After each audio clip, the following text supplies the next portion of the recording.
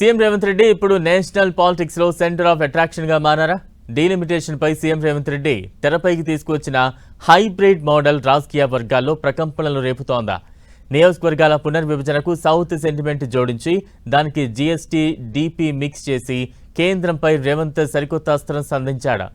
అయితే రేవంత్ రాజేసిన ఈ south model జాతీయ స్థాయిలో కాంగ్రెస్ కు ప్లస్ కాబోతోందా, మైనస్ అవుతుందా?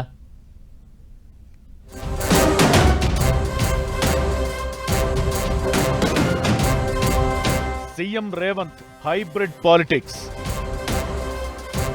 మోదీ సర్కార్పై సౌత్ సెంటిమెంట్ అస్త్రం. రేవంత్ చెప్పిన మోడల్తో కాంగ్రెస్ కు కలిసొచ్చేనా? రేవంత్ డెమోగ్రఫీ మోడల్ వెనక వ్యూహమేంటి? డీలిమిటేషన్ పై ఎన్డీఏ సర్కార్ స్పీడ్ పెంచింది. పార్లమెంట్లో ఈ బిల్లు పాస్ చేసేందుకు అంతా సిద్ధం చేసింది. దీనికి కౌంటర్గా తెలంగాణ సీఎం రేవంత్ రెడ్డి సంధించిన హైబ్రిడ్ మోడల్ అస్త్రం ఇప్పుడు దేశ రాజకీయాల్లో మేధో మథనానికి తెరలేపింది. జనాభా ప్రాతిపదికన సీట్లు పెంచితే ఉత్తరాది ఆధిపత్యం పెరుగుతుందనే భయం దక్షిణాదిలో ఉంది. దీన్ని బలంగా ప్రొజెక్ట్ చేస్తూ రేవంత్ రెడ్డి హైబ్రిడ్ మోడల్ను తెరపైకి తీసుకొచ్చారు. రేవంత్ రెడ్డి తీసుకున్న డెమోగ్రఫీ హైబ్రిడ్ ఫార్ములా కాంగ్రెస్ పార్టీకి జాతీయ స్థాయిలో ప్లస్ కాబోతుందా, మైనస్ అవుతుందా అనేది ఇప్పుడు పొలిటికల్ సర్కిల్స్ లో బిగ్ డిబేట్ పాయింట్ గా మారింది.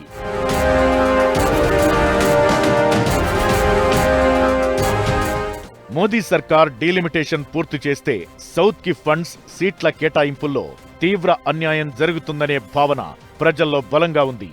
ఈ పాయింట్ ను రేస్ చేస్తే సౌత్ ఇండియాలో కాంగ్రెస్ కి మైలేజ్ పెంచవచ్చు. తమిళనాడులో డీఎంకే, ఏపీలో వైసీపీ, టీడీపీ, కేరళలో లెఫ్ట్ పార్టీలు స్ట్రాంగ్ గా ఉన్నాయి. ఇప్పుడు రేవంత్ నేరుగా ఈ ఇష్యూని టేకాఫ్ చేయడంతో ప్రాంతీయ పార్టీల కంటే కాంగ్రెస్సే బెటర్ అనే సంకేతం ప్రజల్లోకి వెళుతుంది. దీంతో రీజనల్ పార్టీల కంటే ముందు వరుసలో కాంగ్రెస్ ఉంటుంది. ఇక ఈ అంశంపై దక్షిణాది సీఎంలను ఏకం చేస్తే జాతీయ స్థాయిలో బీజేపీకి వ్యతిరేక గొంతును బలోపేతం చేయడంలో రేవంత్ సక్సెస్ అవుతారు. ఈ అంశం ఇప్పుడు కాంగ్రెస్ కు, రాహుల్ లీడర్షిప్ కు ప్లస్ గా మారుతుందని రాజకీయ విశ్లేషకులు అంచనా వేస్తున్నారు. సీఎం రేవంత్ లేవనెత్తిన అంశం సౌత్ లో కాంగ్రెస్ కు బూస్టప్ ఇస్తుందనడంలో ఎలాంటి సందేహం లేదు. కానీ ఉత్తరాదిలో మాత్రం కాంగ్రెస్ కు సెల్ఫ్ గోల్ అయ్యేలా ఉంది. నార్త్ వర్సెస్ సౌత్ విభజన సెంటిమెంట్ ను బీజేపీ బలంగా మార్చుకునే అవకాశం లేకపోలేదు. దేశాన్ని ఉత్తర దక్షిణాలుగా విడగొట్టేందుకు కాంగ్రెస్ కుట్ర చేస్తోందని బీజేపీ ప్రచారం చేయడం గ్యారంటీ. ఇదే జరిగితే యూపీ, బీహార్, మధ్యప్రదేశ్ వంటి రాష్ట్రాల్లో కాంగ్రెస్ కు గట్టి ఎదురుదెబ్బ తగలడం ఖాయం. ఇప్పటికే ఉత్తరాదిలో కాంగ్రెస్ పార్టీ బలహీనంగా ఉంది. ఇప్పుడు రేవంత్ చెప్పిన మోడల్తో ఉత్తరాదిలో కాంగ్రెస్ కు రాజకీయంగా ఇబ్బందులు తప్పవు. ఈ హైబ్రిడ్ మోడల్ ను యూపీ, రాజస్థాన్, ఛత్తీస్గఢ్ రాష్ట్రాల కాంగ్రెస్ నేతలు పూర్తిగా సపోర్ట్ చేయడం కష్టమే. ఎందుకంటే రేవంత్ లేవనెత్తిన అంశం ఆ రాష్ట్రాల్లో వారి రాజకీయ ఉనికికి సంబంధించిన ప్రశ్నగా మారనుంది.